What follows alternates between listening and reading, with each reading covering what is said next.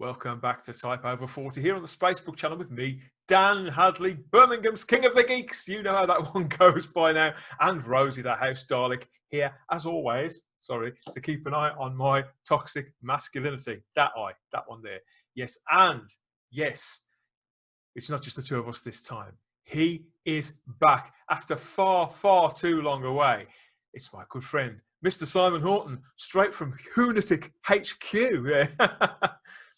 Well, hello there, Dan. It's lovely to be back with you. And here we are. We're still all in kind of a weird sort of lockdown. Are we in lockdown? I'm lost now as to whether we are. Semi-lockdown.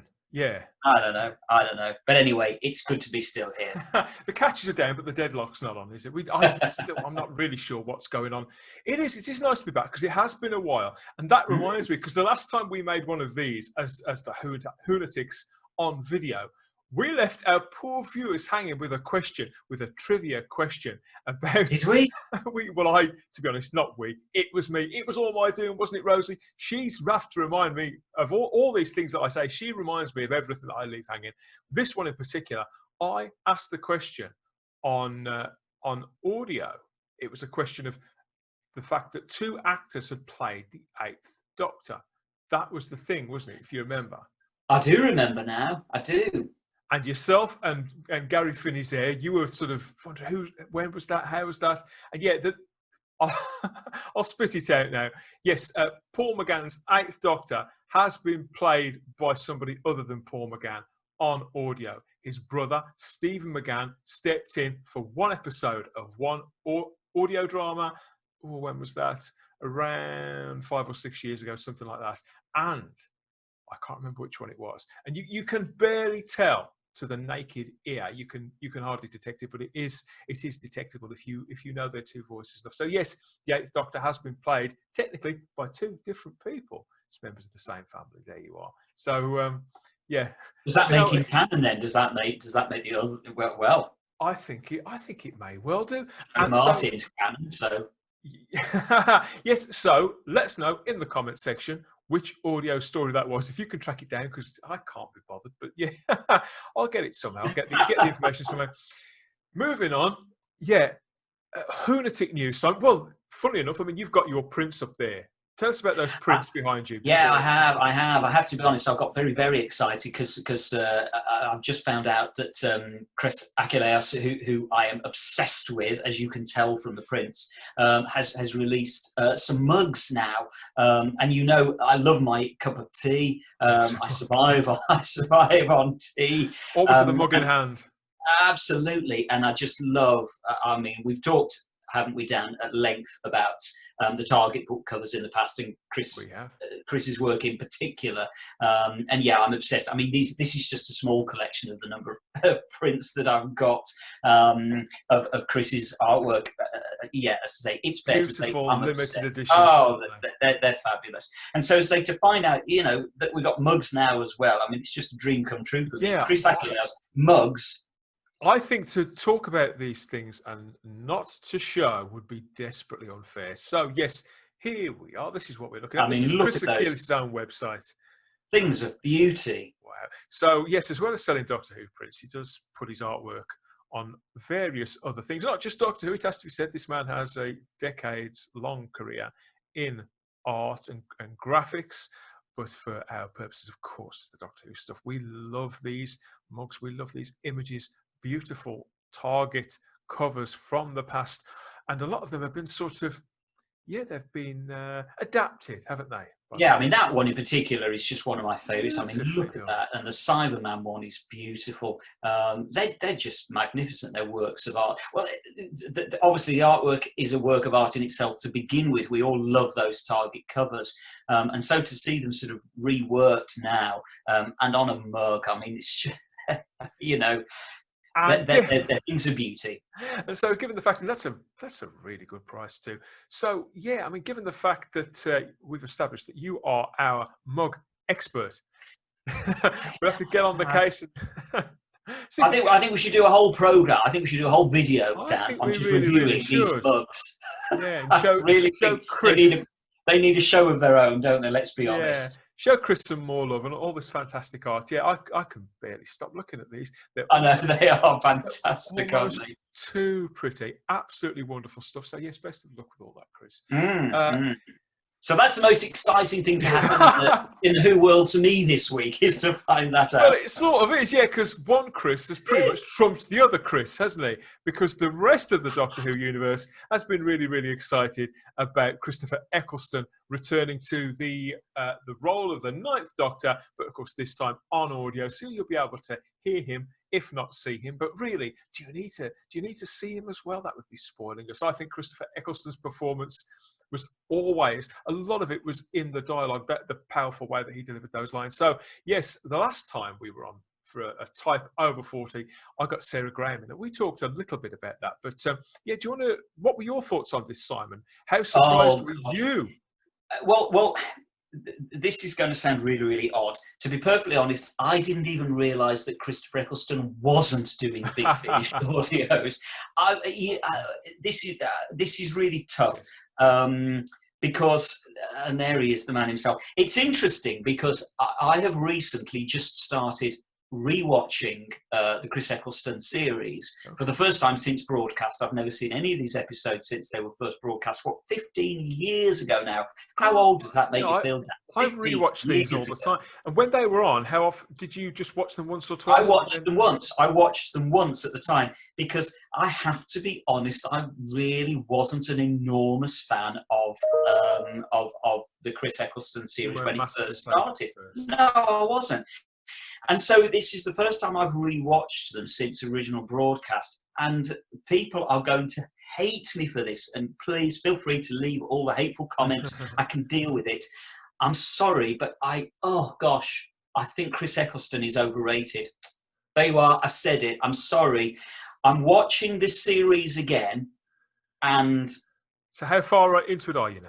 I'm about halfway through now, and I honestly, and again, you can shoot me for this, I'm going to whisper it, I think Christopher Eccleston was miscast. I'm sorry, there we go. I said it. I genuinely, I do not like his performance. I'm really sorry, everybody that loves Eccleston, and I know everybody does. When we were on last week, I put this image up, and our Sarah, she went all of a quiver at the thought of this series and this cast in particular, and even that poster. You know, she had that on her wall, but it's still not quite working for you, obviously. I mean, it's not working for me. No. Chris has said in the past that he feels that he misjudged certain elements of the character, that he never got the humour quite right in particular, and he's very conscious of the fact. But and I would agree with that. I think he never managed to quite nail it down in the way that David Tennant or Matt Smith did. I would agree, but to be honest, Dan, I honestly feel that this is in the writing, and this isn't a criticism of anybody at all. I genuinely, I recently saw an interview with one of the a podcast interview with Keith Boak, who obviously directed. Correct. He directed that first block of Rose and World War III, and it was interesting because he said, and I think Keith Boak has very much become something of a fall guy for the failings of things like, well, the difficulty of something like World War III, which has this very difficult balancing act of humour in it. And he said the truth of it is, in those early days, we were finding our feet. We didn't quite know how things were going to pan out, whether what we were doing that was right, what we were doing that was wrong. And I think World War III and Aliens of London is very much the pinnacle of the confusion in the minds of the production team and probably Russell T Davies in particular as to how they should be playing this. And so Aliens of London and World War III comes across very comical, but it doesn't work for me. I think that's the first. Let's accept as well. Those were the first episodes that were shot as well. And when Russell T Davies has spoken about them, I think both at the time and since, the general line is we knew that this was the kind of make or break story, because it's one thing to be compartmentalized about things. In the Unquiet Dead, they're back in the past, aren't they? And it's all very Yes. contained. The End of the World is also very, very contained. You are seeing those elements. You're seeing Victorian people and Victorian ghost stories where you're used to seeing them. And you could say the same about The End of the World. It's all very Douglas Adams. Everything looks like it belongs. But this was the story where they brought two things together that weren't supposed to mesh. You've got those giant Slovene characters sort of running around council estates and doing the whole invasion of the body snatchers bit. Very, very ambitious. And Russell's sort of MO with it was, if we're going to do it, because this is Doctor Who, on the page, that story is absolutely Doctor Who. And his attitude was, if we're going to do it, no half measures, not going to water it down. We're going to be excessive and unapologetic. And I suppose to just put it all out there, everything is in there, including the kitchen sink. And in my instance, I mean, I remember people at the time, some people were saying the same things that you are, because it is very elaborate and quite outrageous in many respects. But they kind of gave it a pass because it is so much fun to watch. But obviously that's a really probably quite subjective, very precise place to get to. What I can see how it may have tipped you over the edge. But of course, directly after that story, they immediately start sort of nailing things down again and being a lot tighter with it. And yes, it's yeah. So if that does make any sense, It does make sense. It just, as I say, unfortunately, I can't help it. We all have our favourite doctors. We all have our favourite stories. Yeah, I love him. Brilliant. I love him despite those flaws. And this is why I still wish he'd have done that second series, because I know that he would have got there. I know he would have got that balance right. I think you're right. I think it's very difficult to judge Christopher Eccleston on one series alone, because we know historically that very often new doctors coming in, it takes a while for the show to find its feet. It takes a while for the actor to find their feet. And of course, let's not forget, this was the first series in how many years? And so they were all finding their feet. And I think, unfortunately, Christopher Eccleston was somewhat of a victim of that. But for me personally, I still question whether he was right for the part. And as I say, I'm sorry, I think some of it could be. I think that the scripts were probably written before Chris was cast. And the things that we're talking about and that we're noting in the performance, and I'm sure that Russell did edit those scripts after Chris was passed, and they were probably still being worked on at the time. But literally from page one, that it's hard to sort of to strip those things away. Russell's general shape of who he imagined the Doctor to be almost certainly wasn't Chris Eccleston. It probably was Hugh Grant, and Hugh Grant could absolutely get that humour perfectly right.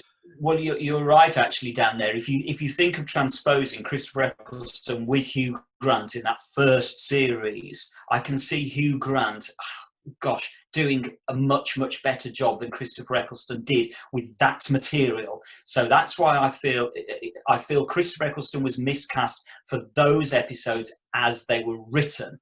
And so, had it been written in a Christopher Eccleston style, I think Hugh Grant's possessive of a great deal more sort of natural charm, isn't he? Yeah, and he is more versatile. He's definitely more versatile, but he doesn't have Eccleston's dramatic capability. He doesn't have the power.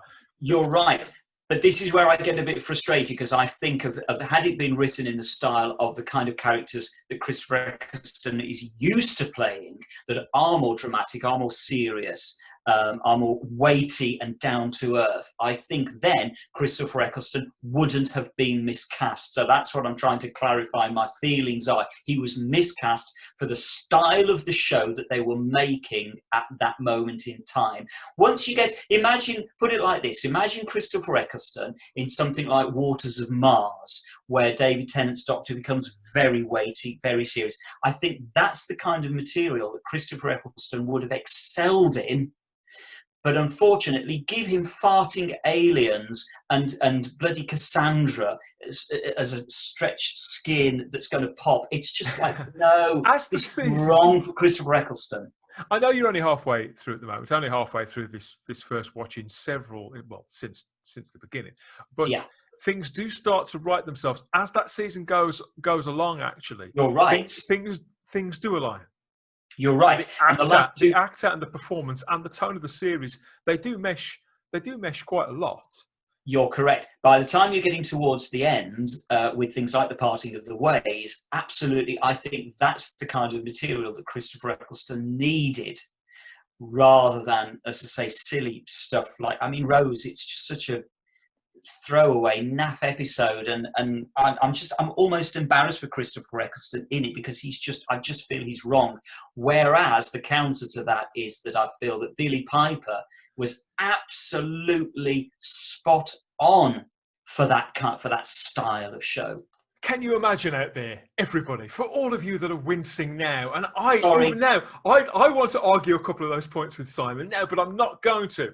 I'm going to wait, I think, and we'll have to do a full review, a full deep dive podcast on the Type 40 podcast about Series 1 of Doctor Who from 2005. I know Sarah would be up for that, wouldn't you?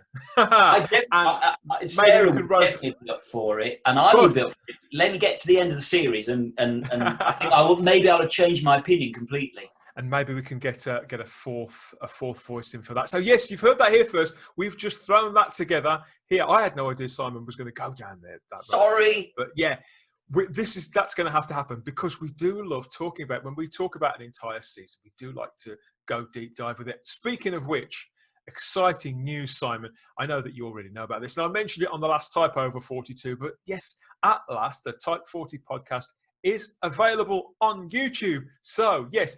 I was going to say, the messages can stop. No, you can still message me if you like. But yeah, if you're wondering why it was never on YouTube, and you sending me messages and all the rest of it, I've had so many over the last year. Yeah, it's there at last. It's on the Fandom Podcast Network's own YouTube channel, and there are links to that in the description of this video. There are now 2 episodes up on that channel. And this is the very latest one, which is, funny enough, one of our deep dive review episodes where Simon, myself, and Jonathan Melville, that poor man, we got him in the end. We got him in to talk about his favourite era, the Sylvester McCoy era, and that very last season, season 26. So yes, you can go now onto the Fandom Podcast Network's channel, and you can stream that live. And don't forget to like the video and subscribe to the channel. They're our friends at the Fandom Podcast Network. They've supported us, they've helped us grow this show, and yes, we're very happy that they've made it onto YouTube now too. There we are. So yeah, we're there at last, and Doctor Who on YouTube is quite a, I wouldn't say it's, it probably is overrepresented actually for a bloke who's there doing it, but it's very, very heavily represented, and all opinions are there from the geek community. You know, people who make reaction videos, for example, make unboxing videos. You know, I've done it here where I've opened one of the Blu-ray sets or whatever. Doctor Who fans doing whatever and sharing whatever opinions. There are no sort of hard and fast rules to it, really. I mean, obviously there are divides within the Doctor Who community, and some of them are more even than others. But you can find all that on YouTube. This week, a huge amount of Doctor Who fans have been talking about one particular YouTube video, but it's not actually originally a video, is it? It's an extract from a radio broadcast from Talk Radio. Now, I not really heard much of Talk Radio. It's like the Talk Sport channel, isn't it? You know, it's obviously Talk Radio. You know, the clue's in the name. They don't play any music. It's all talk. It's all current affairs, opinion pieces, all that sort of thing. And they've got a sports network as well, haven't they, Simon? So it's well known. Yeah, I've kind of vaguely heard of it. I think it's one of those things that as soon as they started trending, I recognised the name Talk Radio, but I'd never really been aware of it much. I haven't listened to it, haven't watched any of their videos if they are on YouTube. I was aware of it rather than know much about it. Well, so this kind of came out of nowhere for me, in a way. It seems to be the case that they, how it seems to work is that they record their discussion shows that you like, 2 or 3 hours, and members of the public phone in on either the topic of the day, or the public can choose the topic. So, it's all those established radio formats, but just done online too. But what they do as well is when there's particular talking points, they slip 10 to 15-minute chunks out, don't they? Which is, this is what you've got to look for here. This is talk radio. So yeah, they're pretty well established, and they make these shorter form videos, which they then share, obviously the same way that we all make content and share it, to see what people's opinions are. And when they put they put a video out this week about Doctor Who, because what had happened was that somebody, a listener, a viewer of that channel, they got in contact with them and started complaining about Doctor Who, which is, obviously we care about Doctor Who, we love Doctor Who, but in the current affairs situation, it's not, I would imagine it's not something they hear spoken about all the time. These aren't conversations they have. They're not a geeky network, if you know what I mean. It's mainstream news. So yes, they got this guy on and had this discussion, didn't they? The general hook was, well, I'll get you the actual quote here. This is how they worded it, because the host introduced it with this line: on the subject of Doctor Who, it's become a woefully woke nightmare, a politically correct intergalactic mess. And that was the starting point for this conversation. They snipped it away from the main body of the program and they put it out as an isolated video, which quickly hit social media. We're talking Facebook, we're talking Twitter, Instagram, and everywhere else. And how did fandom react, Simon? Well, it's interesting. I mean, everybody was talking about this, and say it kind of came out of nowhere. I wasn't ready for this to suddenly launch, and I just found it really, really interesting to watch, because basically, for anybody that hasn't seen it, I'd say go and find it on YouTube. It's an interesting watch. We'll put a link in the description to the video so you can go and find it. And what I found amazing was that they talked for 20 minutes. I mean, you and I talked for an hour and 20 minutes on whatever. But I was surprised that something as mainstream as talk radio, which is often stuff to do with politics and more important stuff than Doctor Who, and they talked for 20 minutes.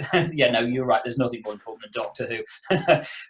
They talked for 20 minutes about this issue, and what I found was particularly interesting was that quote that you just quoted from the host was, I think that was the one that came from, I think his name was Kevin O'Sullivan, the host. Correct. One of two hosts. Who, as I say, I hadn't heard of him before, but it was interesting because he was clearly not a Doctor Who fan. He had watched Doctor Who. He was very much what we call, in inverted commas, a normal viewer. Yeah, so normies. That's the term that's catching on now, normies. And I think both of their hosts were the same. And to be honest, even the guy who was calling in, he counted himself as a Doctor Who fan. But you could see that he wasn't perhaps as dyed in the wool as some of us. This is a guy who was a dedicated viewer, certainly. Yeah, but what was particularly interesting was Kevin, as I say, who was very, very much a normal viewer as opposed to a Doctor Who fan. And the fact that he had picked up on this, and why I found that interesting is because very often you and I, Dan, have been very outspoken about this in the past. I think everybody knows our feelings on this. If they don't, I agree. I think this guy has basically said in that statement, hasn't he? What we've spent probably 20 episodes reviewing the very latest Doctor Who. This is the conclusion that we had absolutely come to. Absolutely. We are the fan base, aren't we? That's right. And this is why I found it interesting, because in the past, if you or I or any other fans talk about this kind of stuff as being woke and politically correct, we very often get shouted down by other fans that we're imagining this and the general public are not seeing this and are loving the show. And so what I found interesting was actually we get told that even at a time where the viewers have pretty much dropped off a cliff. We still get told that. We still get told, oh no, everybody else loves it. It's just us old dinosaur fans that don't like it. And so I just found it interesting because Kevin, he's a young guy. He's a young hip guy. And he is a normal viewer, and he came up with this, not you or I, not some geeky fan. He came up with this. And so that, to me, says all you need to know. This is really, really significant. It isn't just people like you and I, Dan, who are noticing this. The general public, the normal viewers, are noticing this. And so that's far more damning than what you or I think. Yeah, and that is the reason why, I mean, broadly speaking, poor writing and poor acting, and miscast lead actors in particular. But this is the reason why so few people turned up to watch that finale at the end of series 12.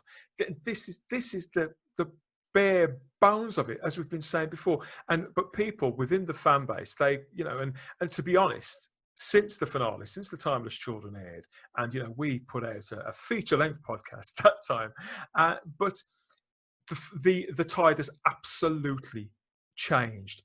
It was as if within a week of that finale going out, probably actually within 2 or 3 days, it was like somebody had blown a long whistle and everybody changed ends almost, and the tide started to drastically turn against Chris Chibnall and to a lesser extent Jodie Whittaker for making those choices. And people generally, I think the divide that was formerly, there's no think about it, the divide that was formerly 50-50 is now much greater towards our way of thinking and Kevin's way of thinking, reflective of the general public's reaction. Now, the things that I've noticed since this came out, and this has been public over the last few days, some people were incensed. I mean, you expect people on Twitter to be incensed. That's what they do. But, you get it on Facebook as well, too. The fact that this opinion has escaped into the ether and immediately sort of questioning its validity. It doesn't profess to be, and demanding citations from this man for making this call. It's as if people have become that used to, how can I put this? Yeah, that's used to not hearing other opinions, creating echo chambers and living in bubbles and just small networks of people that they all agree on subjects, that hearing a statement like that, it's like, whoa, it was like somebody dropped a bomb on them. And it wasn't the fact that there was somebody out there who felt that way. It was the fact that somebody out there who felt that way had been given a platform to say it, and it had been shared publicly with the world with no apologies. And why shouldn't it be? It's a talk radio station. That's what they do. They speculate, they talk, they put out opinion, and they examine and debate topics. Discussion, debate, Simon, that used to be something that everybody accepted went on in public spaces and between communities. That doesn't seem to be the case now. What's changed? Well, and also significantly, this is being discussed on talk radio. This isn't being discussed on one of our videos where we're sitting there. This is on mainstream. Exactly. Hey, we're geeks. But this wasn't on one of those kind of shows. This was on mainstream, current radio, in inverted commas, broadcasts, and so this is far more significant than you or I talking about it, because, as you say, basically saying what we've been saying for ages. My theory is, and I think it's interesting that, okay, during lockdown, clearly drama has not been made, films have not been made. We know that's been happening, but my theory is that the BBC have very gratefully accepted lockdown as a way to quietly let Doctor Who just drift away, because lockdown happened very, very quickly after that final Timeless Children episode show. And I think it suits the BBC now to very quietly to let Doctor Who just drift away. Nobody's kind of noticed it. And I have this theory that next year they won't even try to make any Doctor Who for a while. They'll let it drift away, and then they'll bring it back probably 2022 now at the earliest. I'm guessing. I'm putting my money on the line now, and I'll say it won't appear before autumn of 2022, and it will have a new Doctor, it'll have a new showrunner, and they will relaunch it in exactly the same way that they do with Chris Eccleston, and they'll never even mention Jodie Whittaker again. Really, that's my feeling. As I say, I'm staking myself on that and saying that's what I think will happen. So we wait and see. Rumours about that are swirling, quite a lot of them, in fact, and we're hoping for a bit of clarification on some of them in the next 2 or 3 weeks, and maybe we can have a proper discussion about that alone. But when I saw this video, when I watched it all the way through, and yeah, I nodded because I agree with the majority of it. To be truthful, there's no shock to anybody. Yeah. But I thought it was quite fun, to be honest, and I thought it was kind of cool that Doctor Who was, as you've said, being discussed in a sort of mainstream way. But the hysterical reaction from some sections of Doctor Who fandom, who are what you could describe as politically partisan, they were. It was as if that it was a personal attack, and completely unacceptable and reprehensible that this had been allowed even in a public space. And yes, that this discrediting these individuals. The only credential that they need is the fact that they were in front of the telly that night. They're viewers, license fee payers, whatever. And they've got a pair of eyes and a pair of ears. That's really the only thing. You're a viewer and you're a listener. That's the only qualification any of us need. And what struck me, and I wouldn't say I laughed it off. You think, oh, it's probably grounds for discussion of some sort. But after the fact, I thought to myself, well, why has reaction been this way? Why is it so extreme, the reaction from the other camp? Because when we were younger, the BBC was far more open to criticism, and Doctor Who used to get the brunt of it then. We were fans during the 80s, and it didn't cop any more flack than at that time. And then I realised back then there was TV shows like Open Air on every single day, where the BBC in their schedules allocated an hour, sometimes an hour and a half, where members of the public would basically do exactly what went on the talk radio show. They would get in touch with the programme makers, with the BBC themselves, and they would be, considering that it was the BBC putting it through their own switchboards, they were unsanitized, weren't they? They were unfiltered. Members of the public could say whatever they wished. And I'd say that real discussion was had on that show. And a lot of the time it went for the throat and would make the mainstream media. It's certainly, Doctor Who was dragged over the coals several times on there. And of course it was a show where Chris Chibnall, mention him again, where Chris Chibnall, get the swear box out, he famously went on there. But then again, so did J&T, so did Sylvester McCoy, Pippa Jane Baker, Bonnie Langford, several people who were Doctor Who figures. They would go on at the time, and sometimes they would take this flack direct. But of course we did have points of view as well, and all these other shows where during prime time, dissenting opinions, dissatisfied customers, their views would be heard. But now, slowly, it seems to me that over a period of 10, 15, 20 years, all those places where the BBC could be questioned on grounds, on editorial points, and on standards on simple value for money and things like that. But on topics like this, all those windows have gradually closed up.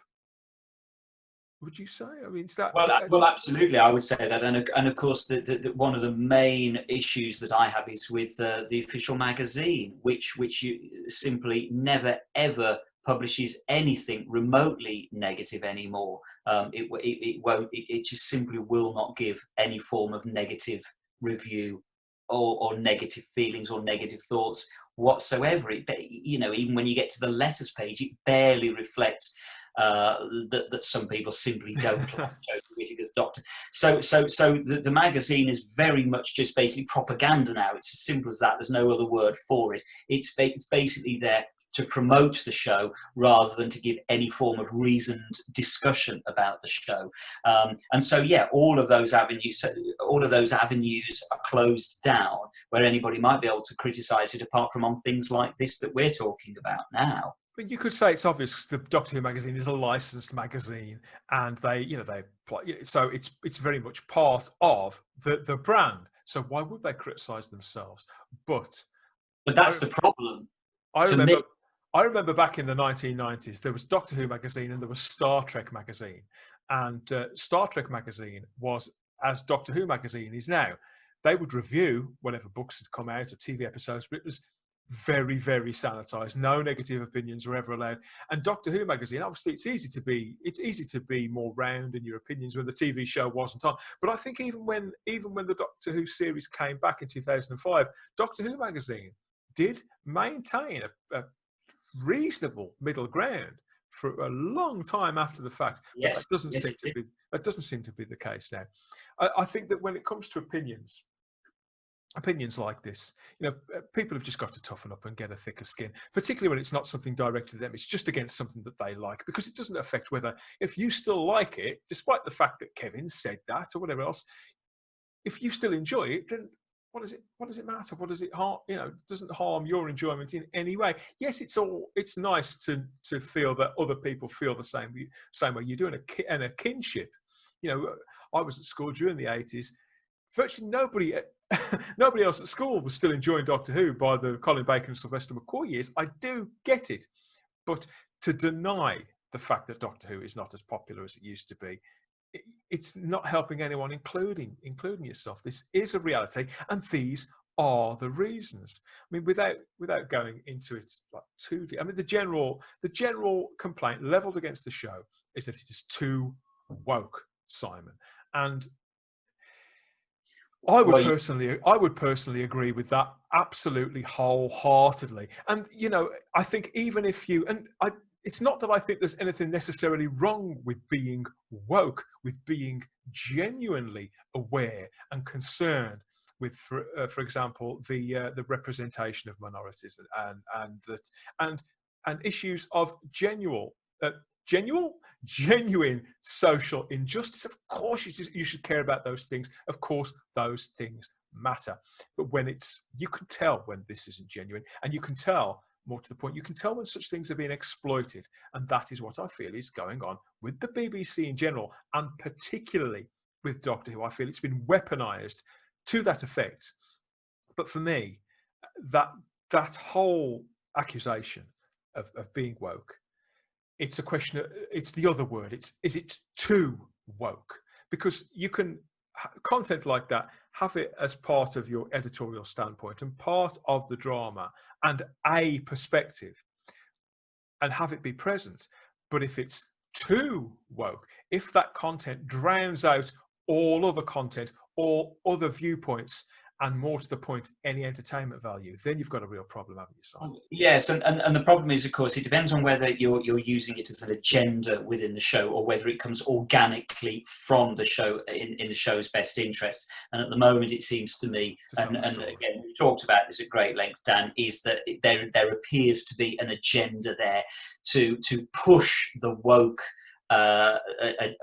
ideology. And I hate the word woke anyway, because by using the word woke, it suggests if you're not woke, then you're asleep. You're lesser, yes. Correct. And that really irritates me, because as far as I'm concerned, yes, the whole of society should be woke, but we shouldn't need to be addressing it by saying, are you woke or are you not woke? No, we need as a society to be just constantly pushing that and ensuring that everything is fine and we're all reaching the right level. And so that, to me, should organically come out of life, out of Doctor Who, out of whatever it is, rather than us having an agenda and a tick sheet there that says, okay, are we definitely covering this off?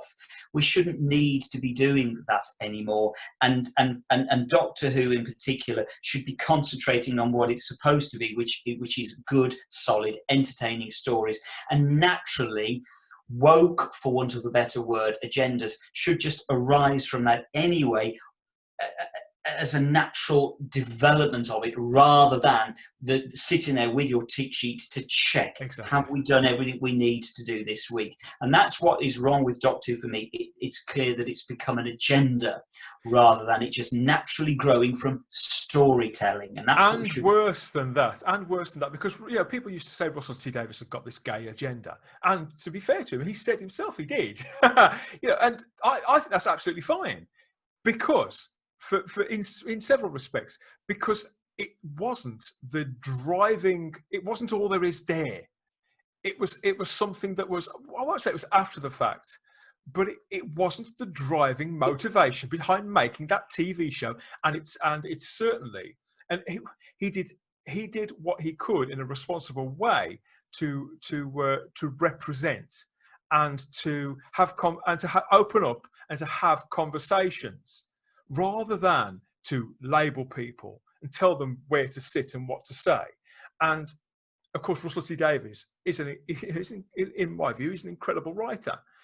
He's with an astonishing, clear, distinctive voice, and not only his own voice, but an ear for the voices of several sections of society, whether they look like him, identify in the same way that he does, whether they're the same gender or race as him, or age, or anything else or not.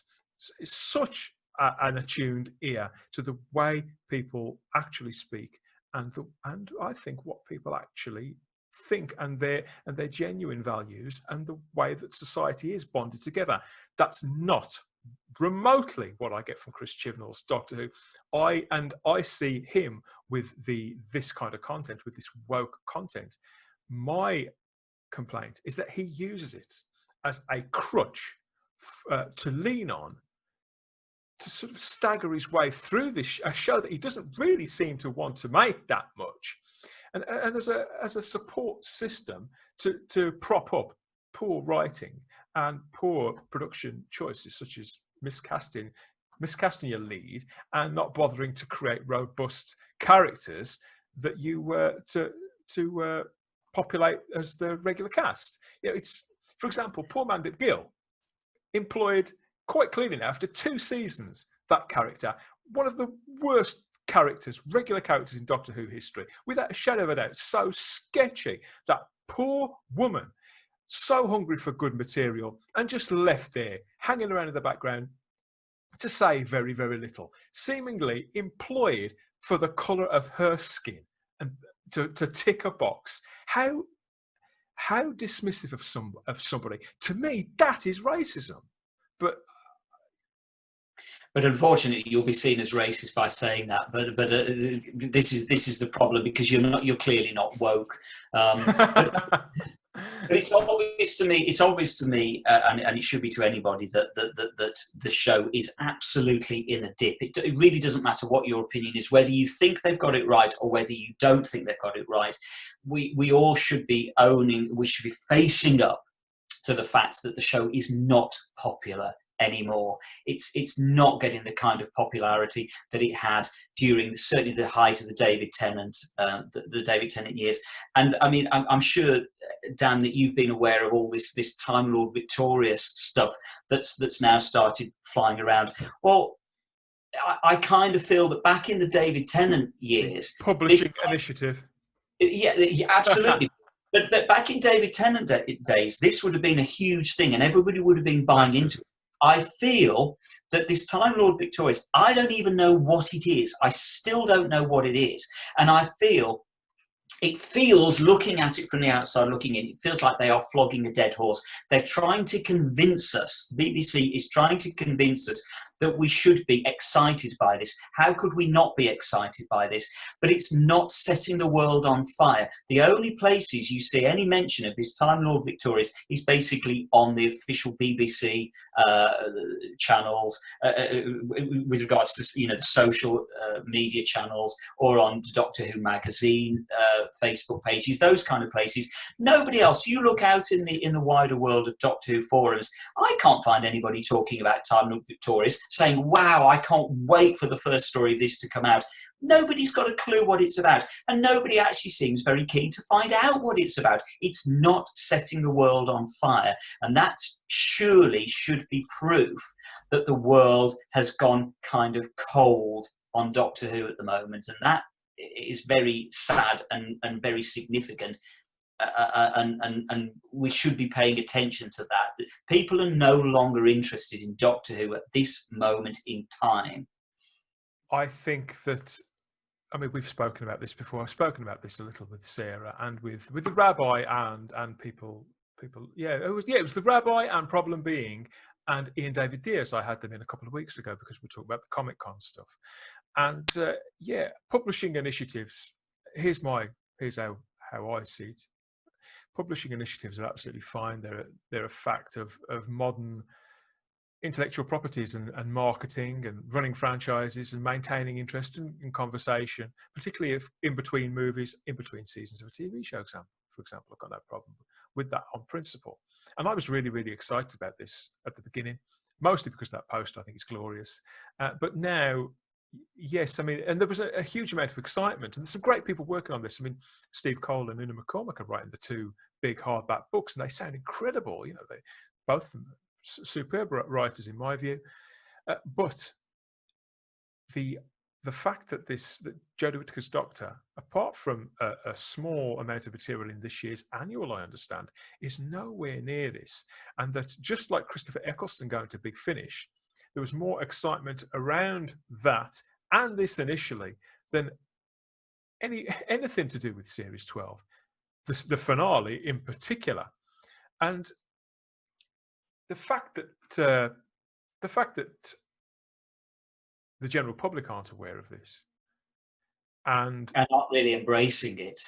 No, and I don't suppose it's aimed at them. You know, it is aimed at the fans. Yeah, you're correct, Dan. But as I say, just think back 10 years ago to during David Tennant's era. Would this have been aimed at fans then, or would it have been more aimed at the public? And I think it would have been aimed more at the public and the fans. I think the public would have definitely gravitated towards it. They'd have found it. They'd have latched onto it. And I mean, the fact that David Tennant is there front and centre, that's the fact that they're leading with him, when really Paul McGann is the one who's in the majority of it. He's the one with the trilogy of audios. He's the one with who's got the vinyl release. And yet they're still leading with David Tennant. He's part of the same vinyl release, and that's pretty much it. I suppose there'll be a statuette, I believe, of how he looks in that poster, which is brilliant. I'm all for that too. But let's not put it out there that David Tennant is leading this project from the front. He's not. But positioning him there, it's a clear declaration to me that look, this is the guy that you liked. This is when you adored this show. This is when it was relevant. This is when it mattered.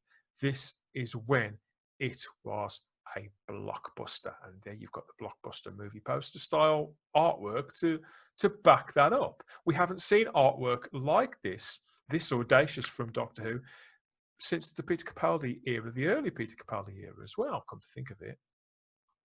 Because it's interesting, you compare it with the Jodie Whittaker artwork, which has all been very unicorn and rainbows. Yeah. It's a very, very different feel. This is definitely more, it's reminiscent of the kind of stuff you were seeing 10 years ago, really right back as far as something like Voyage of the Damned. It's that kind of artwork. It's going back to that kind of gravitas and dramatic style, as opposed to the light and fluffy, multicolored kaleidoscopic stuff that we've had with Jodie Whittaker. So it's a very, very different style that they're trying to evoke.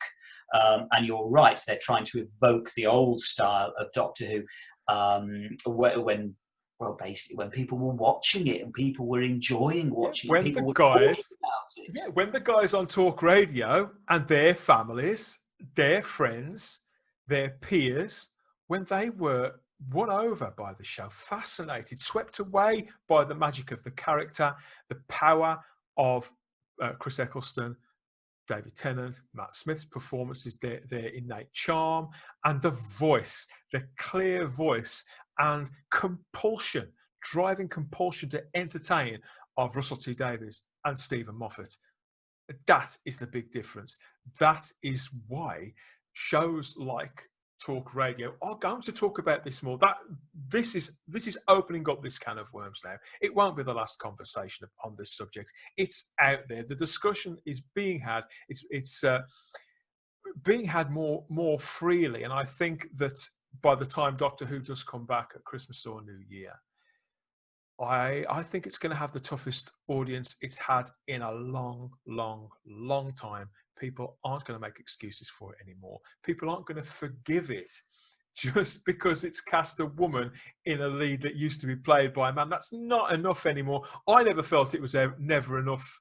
I'll say that again. I never felt it was enough in the first place. So I was surprised when so many people, that seemed to be all that they needed. And maybe it was all that you needed. I'm not judging you at all, but I just never felt that way.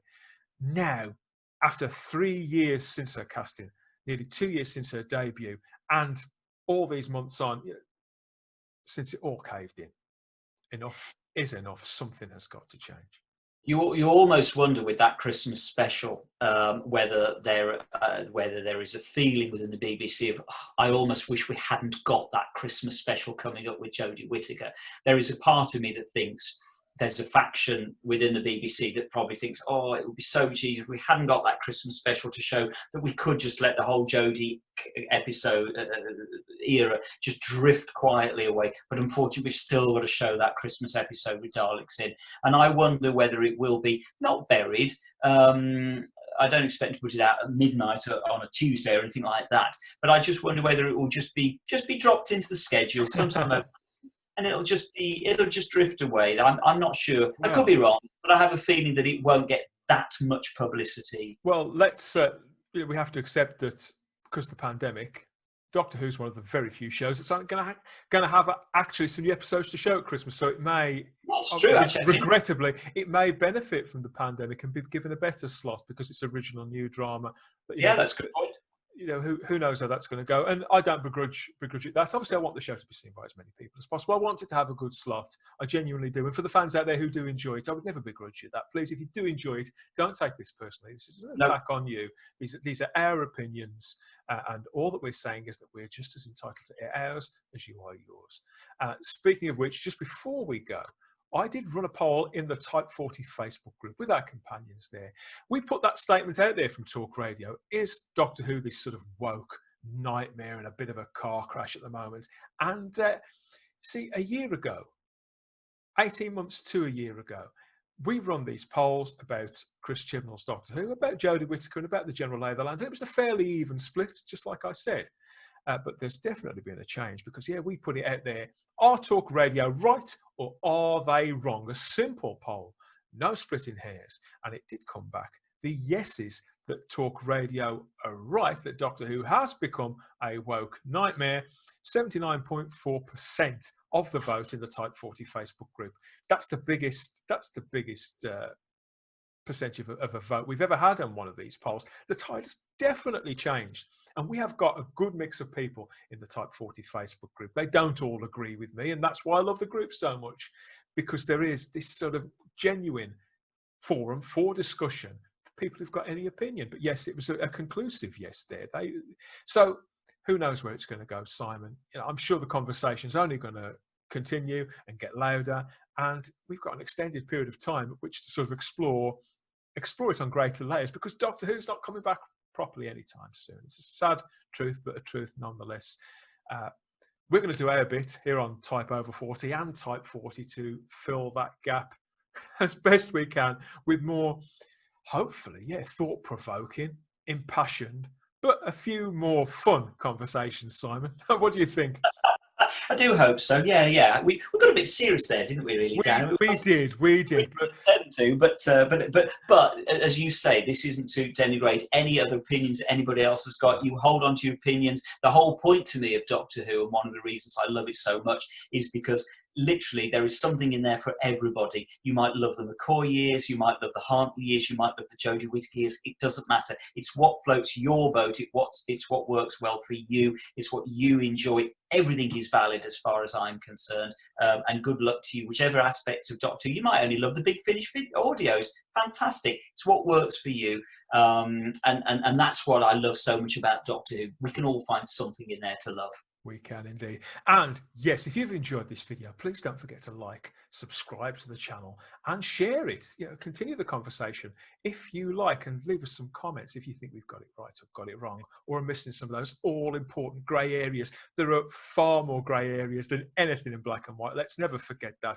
And if you'd like to hear myself and Simon having more conversations, which can guarantee most of them aren't as serious as this one, we do have fun over on the Type 40 Doctor Who podcast on the Fandom Podcast Network. You can catch this on Apple Podcasts, Spotify, Stitcher, Google Play, iHeartRadio, Podbean, or on YouTube now. Yes, I'll have to get a new graphic up for that too. So find us there, like and subscribe and listen in. Thanks for joining us. It's been a pleasure again, hasn't it, Simon? It's always a pleasure, Dan. And we'll catch you again soon, no doubt. Simon will be back, and we'll have some more fun. Thanks again. Bye-bye.